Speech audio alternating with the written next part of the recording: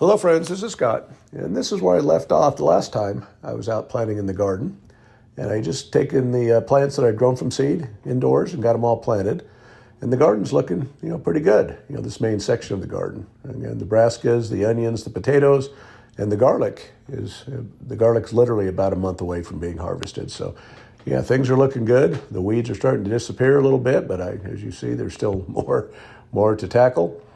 I did have some volunteer garlic on this side of the yard, but this half of the garden is going to be new. I've not gardened on this side formally, so I'm expanding the garden some more, which means I need to, as you see there, I've got some low spots. I need to get some dirt brought in here and some compost, and again, I've got to do a lot of weeding to be ready to start planting here.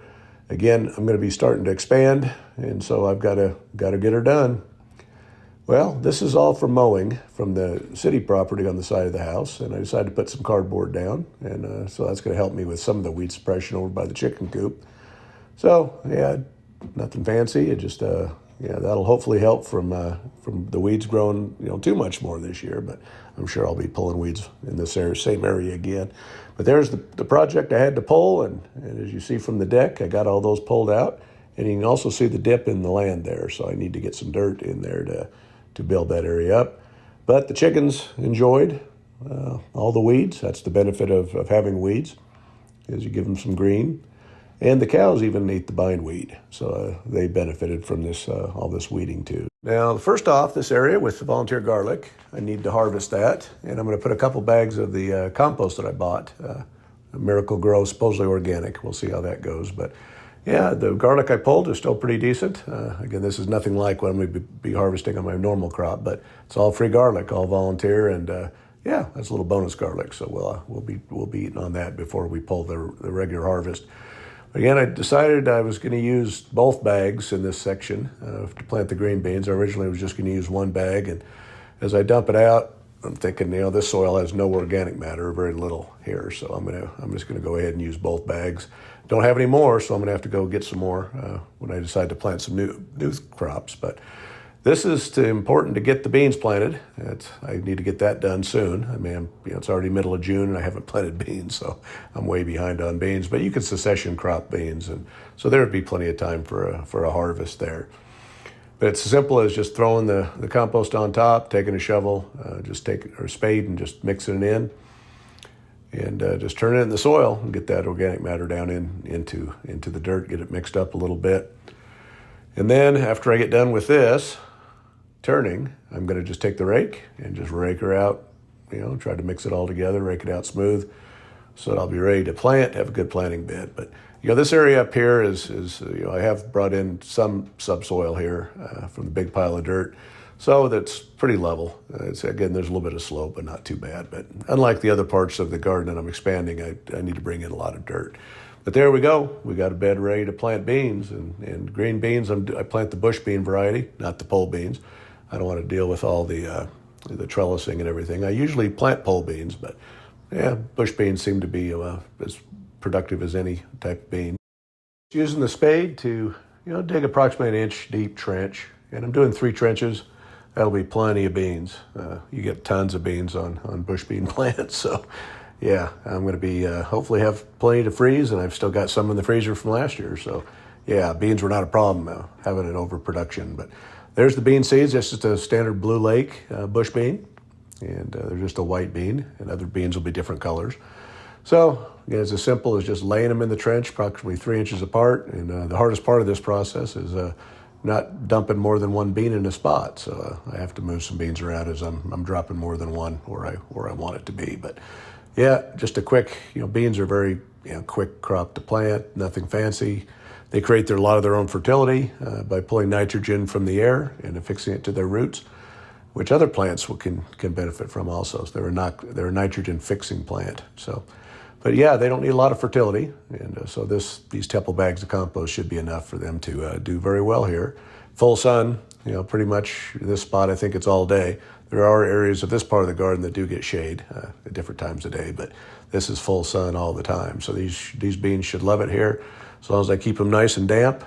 And I got to get them mulched in when I get some more grass clippings. But we'll just we'll get her done. Now I'm just to cover them up, I'm just using my hands just to pull the dirt over the seed. And again, they're approximately 3/4 of an inch to an inch deep. Pat them down so I have good soil contact, and very simple crop. This took me just minutes to plant this little section here. So, and then I did have some hard beans. So those are school beans. Those were a native bean that I got from the school. And the other beans were ones that I planted last year that I just had enough to kind of replace what I planted because I had them in a shady area. So I decided to put them in a more full sun area over by where I have the beets and the carrots and those crops. And we'll see if I can at least get more than get a crop that's bigger than what I planted. So yeah, we'll see. But again, this is kind of a fun little experiment. I'm not expecting a lot, but if I can get a decent crop out of these two types of beans and keep growing it and just keep doing it every year, I'll be adding some other varieties in hard beans also. But yeah, this is what I have right now, so I'm going to plant it. I may try to just grab some great northern beans that I have in the pantry and just plant those and see if they work. So that could be something as an experiment, just planting grocery store beans and see if they'll germinate here in my Utah soil. But yeah, beans are as simple as I just laying them out, a couple inches apart, and I just pushed them into this soil. I did have a little bit of that compost that I put here first before I use the other two bags. So it has a little bit of fresh compost there, not a ton. But now there's the low spot in the main garden, and I needed to get that leveled out because I've got to expand. I've got more succession planting. I've got maybe grab some pumpkins. I do have some pumpkins, I believe, from what I planted and grew inside, but I'm not sure. But back to the big pile of dirt to get my dirt, and there's my screen, and that's the type of material that I'm getting, which isn't great, but it seems to be growing pretty good vegetables. It did last year. This will be the base layer that I put down before I put compost on top. So again, this is that big pile of dirt that I'm going to be removing to put in a sunken patio. And so for those who think this is a lot of dirt, you should have seen it from the very beginning. I've moved at least a third of this dirt, if not half. So it is disappearing. It has taken me a lot of time, but I need the soil to fill the big the big hole at my solid garden, and I've got to make more planting beds down here. So I'm just going to keep on marching, screening this dirt. I screen it to get the big rocks and the garbage out of it so that when I'm gardening, I have the good tilth and I don't have to deal with a bunch of junk in my garden soil. So do the work up front, and then forever I don't have to worry about rocks and everything else. There are small rocks in here, but that just helps for drainage. That's a 1/2-inch hardware cloth that I'm using to screen, and it again 1/2 inch or smaller is all the rocks that are in there. So I put 4 wheelbarrows full of dirt. And as you see here, that's the bed that I planted the beans, and the chickens are out, and they've been eating up my brassicas. So I only let my 2 older chickens out because they're usually not too destructive, but they are eating the broccoli, so I've got to be careful with those. Now to plant my corn, I've got to take care of this area, which is where I had the tomatoes last year. And again, it's a weedy mess, and it's got several inches of bark mulch on top. So I'm going to do a little bit different planting this year after I get her weeded. And I'm going to go ahead and just pull the mulch aside with my hoe and dig little trenches. And then I'm going to plant, the seeds next to this with soil contact. And then, as the plants are growing and germinating, I will be pulling the mulch over the top of them. And hopefully that'll keep the moisture in. So we'll see. I do have to get some blood meal or some nitrogen source, because I think that the tomatoes probably ate up most of the fertility in this section. Because the only thing I put in here was some of the in-ground compost that I screened from my Salt Lake residence. So it was enough for the tomatoes, but they probably used most of it up. So I do need to get a good nitrogen or a well-balanced fertilizer source, and so I'll be doing that. But again, I'm just digging a trench with the hoe, getting down to where I see the soil, and then I'll just be planting on top of the soil, tapping it down a little bit, and then pulling a little bit of mulch over the top of it, and then see if I can get the corn to germinate like that.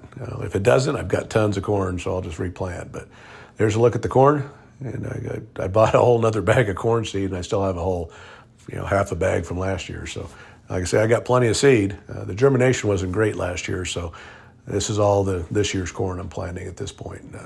So again, if I have to replant, I still have at least half of this that I bought to redo it, or I have the backup that I have from last year, and I'll throw that in. But yeah, so I just did 3 long rows of this corn, and what I'm doing is I'm planting 2 seeds together, about 8 or 9 inches apart, and so that's the way I plant my corn. So hopefully one of the seeds will germinate.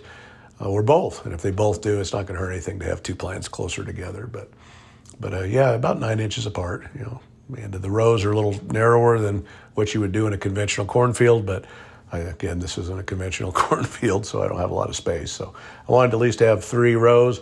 It's better to have shorter rows and more rows for pollination, because it is a wind-pollinated crop, rather than having just single or double long skinny rows, because it's hard to get the germination up with that. But again, 3 rows, hopefully that'll be enough. And you see some of the dust from the biochar that I've also put in here. So yeah, I'm going to try to see if this seed will germinate in this mulch too. Again, the mulch is not good. It pulls nitrogen from the soil, but the seeds are right on the soil contact. So as the roots go down, they should be pulling into the nutrients, and then the mulch should be enough to keep everything moist. So that's after I watered it in, and yeah, we'll see how that goes. And this was kind of funny. Miss Thing put herself in the box, so yeah, she come jumping out of the box. And one of the sights I usually see when I come home at night or leave the house at night is I got all 4 cats waiting for me to get a little attention. You see there's Willow, there's Theo the white cat, Coquette, and then there's Miss Thing, and Theo made a run for the house there and got in, so had to chase him out of the house. But I did buy a freezer, and again, I'm getting a quarter beef from one of the 2 steers that we raised. So I had to get that freezer, and we're ready for when the beef comes. And so we'll be enjoying that. Well, thanks for watching this video. If you like what you see, please hit that subscribe button, like, share, and comment. Thank you.